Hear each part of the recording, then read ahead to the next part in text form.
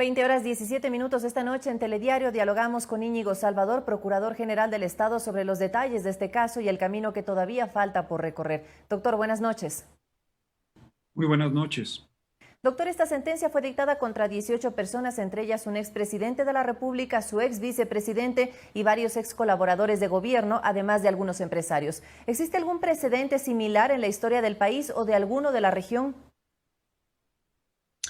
Mire, en realidad el Ecuador está justamente sentando precedentes en la lucha anticorrupción. Es penoso que dos de los más altos ex magistrados de la República estén ahora sentenciados en primera instancia y ahora sean objeto de este recurso de apelación que pronto tendrá un desenlace definitivo.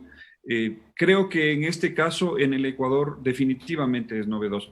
Obviamente hay otros países con un Estado de Derecho mucho más acendrado en donde la impunidad no ha campeado, pero en el caso del Estado ecuatoriano, sin duda, este caso sentará precedentes a futuro.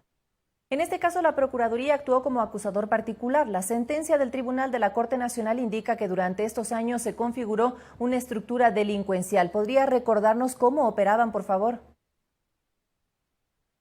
Bueno, el caso es ya de conocimiento público de lo que se habla y de lo que se llegó a demostrar dentro del proceso. Existía una estructura delincuencial que consistía básicamente en una red de empresas privadas que entregaban dádivas a funcionarios públicos con el propósito de obtener contratos de la contratación pública ecuatoriana o convenios de pago en relación a esos mismos contratos.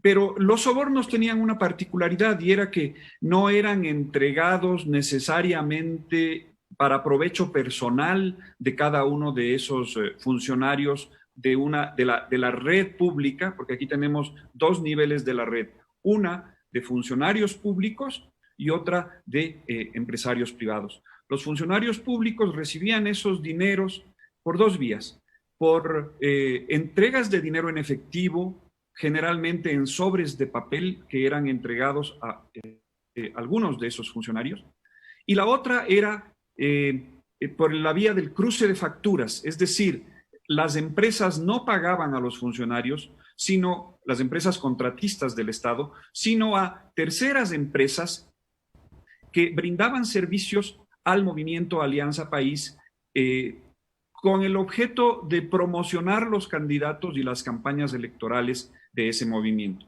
Incluso cuando las entregas eran en efectivo, se hacía también para uso del movimiento Alianza País en las campañas electorales, con ciertas excepciones en donde, por ejemplo, esos dineros se destinaron a entregas de dinero en efectivo para provecho personal de algún funcionario, para cubrir mítines políticos o la seguridad del expresidente Correa en algunos de esos mítines, más allá de la propia seguridad con que él contaba en el Estado.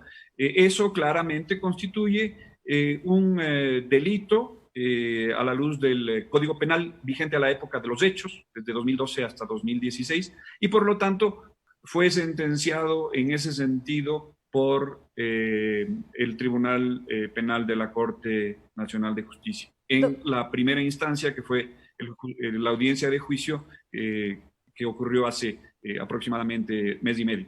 Doctor, para conocimiento de nuestra audiencia, no todo el mundo maneja estos términos jurídicos. La sentencia que conocemos es una sentencia de primera instancia. ¿Qué están buscando en este momento la defensa de los 18 procesados y qué otro camino les resta a ellos avanzar para tener una sentencia en firme, una sentencia definitiva? En todo proceso judicial hacen falta por lo menos dos sentencias en el mismo sentido. Es lo que la doctrina conoce como el doble conforme. Entonces, usted tiene una sentencia de primera instancia dictada por el Tribunal Penal de la Corte Nacional de Justicia. Quienes no están de acuerdo con el resultado de esa sentencia tienen el derecho de apelar ante una segunda instancia. En esta segunda instancia, que también es conocida por un tribunal de jueces expresamente conformado de entre los jueces de la Corte Nacional de Justicia, Lo que se va a resolver es aquello respecto de lo que los sentenciados no están de acuerdo. Los sentenciados que han sido, es decir, los procesados que han sido sentenciados o los sujetos procesales que han sido sentenciados, obviamente van a tratar de demostrar que no se configuró el delito o que si se configuró el delito, ellos no son responsables de ese delito. La Procuraduría General del Estado también participa como apelante en esta segunda instancia, pero no porque nosotros, como institución que vela por el interés público, estemos en desacuerdo con el fondo de la sentencia. Incluso en el tema indemnizatorio, sobre el monto de los 14,7 millones, no estamos en desacuerdo, pero tenemos un tema concreto que necesitamos que los jueces respondan porque en primera instancia no lo hicieron. ¿El cómo se va a distribuir la reparación integral? Exactamente, exactamente. La reparación integral de 14,7 millones tiene que distribuirse entre 20 sentenciados, 19 autores y un cómplice, ¿no es cierto? Pero va a depender del grado de responsabilidad de cada uno, del grado de participación en el delito, de la forma como intervinieron en el delito y del provecho que sacaron de ese delito, para que ese monto global de 14,7 millones les sea distribuido de forma equitativa. No se trata de una simple división 14,7 dividido para 20.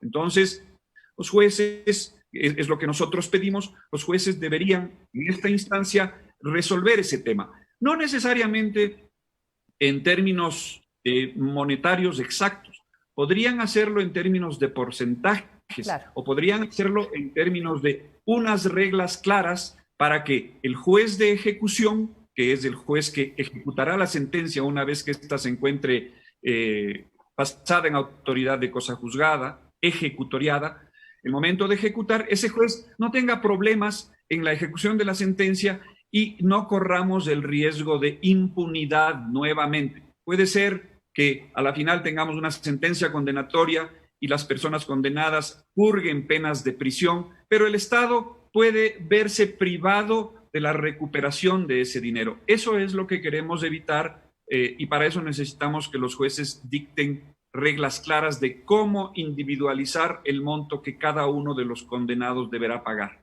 Y cómo garantizar también que paguen ese monto que se les va a asignar. Pero después de eso, doctor, la audiencia que estaba programada para este martes se suspendió ya que la defensa argumentó que no habían recibido la sentencia completa y que no contaban con los argumentos para configurar su estrategia. ¿A su criterio este es un intento de dilatar el proceso?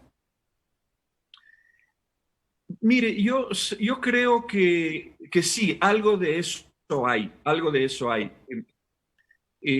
Yo no quiero hablar de este calendario paralelo que muchos analistas han individualizado, han identificado.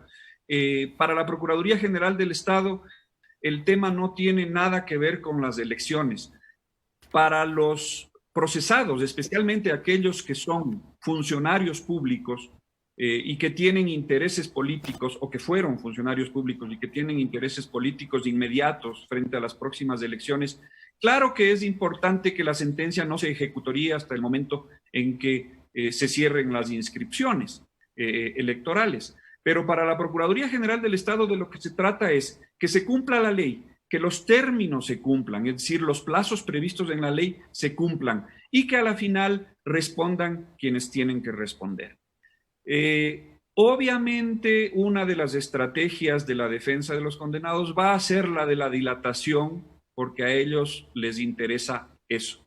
Nosotros como representantes del Estado en cuanto al tema indemnizatorio y la Fiscalía desde el punto de vista de la titularidad de la acción penal pública, en cambio velaremos por todo lo contrario, que se cumplan los plazos, que se respeten, eso sí, todas las garantías del debido proceso y del derecho de la defensa que gozan los procesados mientras no sean declarados definitivamente culpables.